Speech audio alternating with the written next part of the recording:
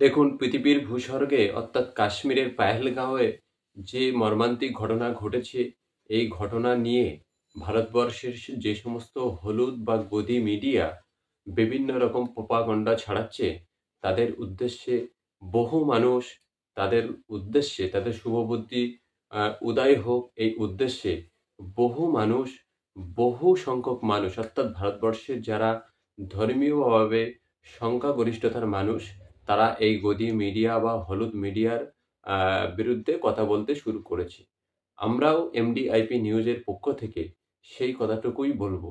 শুধু বলবো যে যারা মানবিকতাকে হত্যা করে তাদের কোনো নির্দিষ্ট জাত, ধর্ম, বর্ণ হয় না।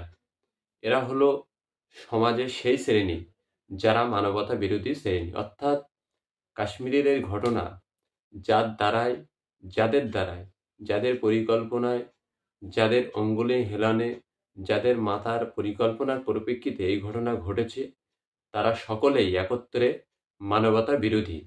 এখন এই মানবতা বিরোধী শক্তিকে যারা ভারতবর্ষের সংখ্যালঘু সম্প্রদায়ের উপরে দায় চাপাতে চাইছে, সেই সমস্ত হলুদ গদিয়া মিডিয়াদের একটি তথ্য দিয়ে রাখি।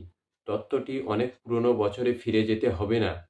২০২৪ সালের শুরু থেকে আজ পর্যন্ত হিন্দু সন্ত্রাসবাদীদের হাতে ১৯ জন মুসলিম খুন হয়েছে ভারতবর্ষে। এই তত্ত্বটি প্রমাণ করে না যে ভারতবর্ষের হিন্দুরা সন্ত্রাসবাদী। অর্থাৎ যে সমস্ত গদি মিডিয়া নির্লজ্জ, বেহায়া, নিকৃষ্ট, নরকীট, এই পৃথিবীর নিকৃষ্ট কীট নামক মিডিয়ারা এই প্রোপাগান্ডা ছড়িয়ে বেড়াচ্ছে, তাদের জন্য এতটুকুই যথেষ্ট যে যারা মানবতা হত্যা করে তাদের কোনো জাতি, ধর্ম, বর্ণ কিছুই হয় না, তারা মানবতা বিরোধী।